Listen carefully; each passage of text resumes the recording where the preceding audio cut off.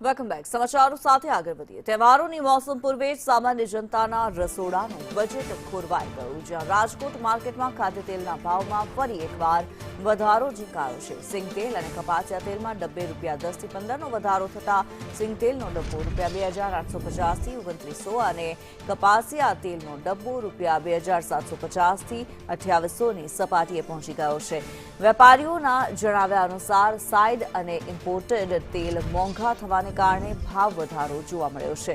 વાવેતર સારું હોવા છતાં વરસાદ ખેંચાતા પાક પર અસર પડવાની ભીતિ છે. મધ્યમ વર્ગીય લોકોને ફરી એક વખત મોંઘવારીનો માર છે તે સહન કરવો પડશે. હું તમને સીધા જ દ્રશ્યો છે તે બતાવી રહ્યો છું કે ખાદ્ય તેલના ભાવમાં ₹10 થી લઈને ₹15 સુધીનો પ્રતિ ડબ્બાએ વધારો છે તે થયો છે. સિંગ તેલ હોય કે કપાસિયા તેલ હોય, આ બંને ખાદ્ય તેલ છે તેના ભાવમાં વધારો થયો છે. ત્યારે મારી સાથે વેપારી છે, આપણે તેના સાથે વાત કરીશું. શું કહેશો ભાવેશભાઈ, ખાદ્ય તેલના ભાવમાં કેટલો વધારો થયો છે? સિંગ તેલની અંદર જોવા જઈએ તો છેલ્લા 15 દિવસથી આ ભાવ સ્ટેબલ છે અને 15 દિવસમાં 10-15 રૂપિયાની રોજિંદી વધઘટ છે. ₹3000ના ભાવમાં ડેઈલી 10-15 રૂપિયાની ભાવની વધઘટ રહ્યા કરે છે. ખાદ્ય તેલની અંદર ટોટલ પરિસ્થિતિ જોવા જઈએ તો જનરલી આપણે ત્યાં કન્ઝ્યુમરમાં બધામાં સિંગ તેલ, કપાસિયા તેલ અને સનફ્લાવર 3 ખાદ્ય તેલનો વપરાશ મોટા પ્રમાણમાં થઈ રહ્યો હોય છે. એની અંદર અત્યારે સનફ્લાવર અને કપાસિયા તેલના ભાવ પણ ખૂબ જ ઊંચા જોવા મળી રહ્યા હોય. લોકોનો ટ્રેન્ડ સિંગ તેલની અંદર વધારે ડાયવર્ટ થયો છે.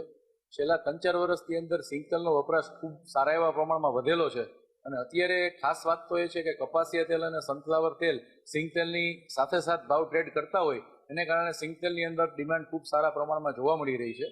એને કારણે પણ સિંગ તેલમાં ડિમાન્ડ વધુ હોવાને કારણે થોડો ઘણો સિંગ તેલની અંદર ભાવ વધારો દેખાઈ રહ્યો છે. પણ લોકોને ₹2900ની આસપાસનું સિંગ તેલ ₹2800ના કપાસિયાની કમ્પેરિઝનમાં વ્યાજબી દેખાઈ રહ્યું છે. એટલે લોકો સિંગ તેલ અત્યારે વપરાશ કરી રહ્યા છે. હું તમને દ્રશ્ય બતાવીશ કે ખાદ્ય તેલ છે તેના ભાવમાં વધારો છે તે જોવા મળી રહ્યો છે. ખાસ કરીને જો વાત કરવામાં આવે તો સૌરાષ્ટ્રમાં જામનગર, દેવભૂમિ, દ્વારકા છે, આ જિલ્લામાં સૌથી વધારે મગફળીનું વાવેતર થતું હોય છે. ત્યારે સૌરાષ્ટ્રમાં જ આ વખતે વરસાદ છે તે ખૂબ જ ઓછો જોવા મળ્યો છે.